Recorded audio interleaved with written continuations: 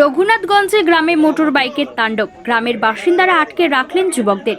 গতকাল রাতে মুর্শিদাবাদ জেলার রঘুনাথগঞ্জের প্রসাদপুর গ্রামে মোটর বাইক নিয়ে গ্রামের মধ্যে তাণ্ডব চালানোর অভিযোগে 6 জনকে আটকে রেখে পুলিশের হাতে তুলে দিল শনিবার রাত্রে গ্রামবাসীরা।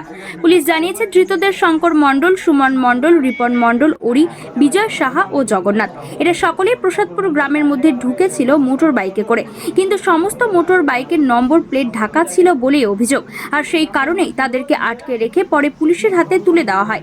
যদিও সমস্ত ঘটনার তদন্ত শুরু করেছে পুলিশ প্রশাসন বলে জানা গিয়েছে। পুলিশ সূত্রে জানা যাচ্ছে, ধৃত যুবকদের বাড়ি রঘুনাথগঞ্জ থানার আলোর ওপর এলাকায়।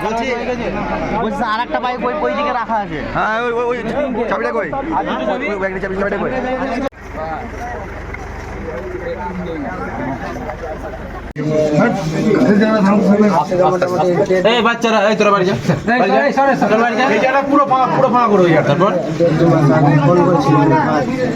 ভাই সাথে আগে রিলেশন ছিল তো আমার বোন বলছে তোর সাথে এরকম এরকম কাজ হয়েছে, এরকম করেছি, এরকম করে বলছে।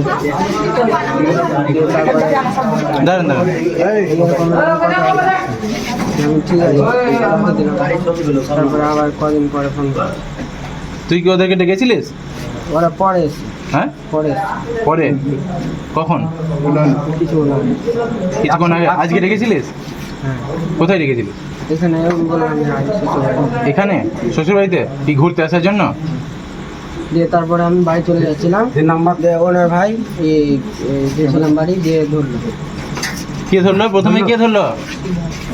এর ভাই? তুমি আর আমি জানি প্রতিনিয়ত আমরা তাস খেলি, খেলি আজও খেলতে বসেছি।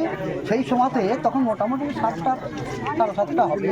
তো এই গাড়ি কটা অন্ধকারে দেখতে পাচ্ছি না, তো একবারে স্পিডে আমার বারান্দার উপর দিয়ে চলে আসছে এই দিকে চলে আসছে। আমি কাদের গাড়ি রে? তখন আমাদের মধ্যে সব 20 ছেলেপেলে হবে হয়তো। এবার তারপরে এই দিক থেকে আবার প্রচুর লোক ছেলেপেলে ধর গাড়িগুলোকে ধর দিয়ে, তখন ওই গাড়িগুলো একটা গাড়ি পড়েও গেল ওই সামনের স্পটের রাস্তাতে, মানে ওদেরই গাড়ি একটা পড়ে গেল। পড়ে যাওয়ার পর তখন অনেক লোক জুটে গিয়েছে।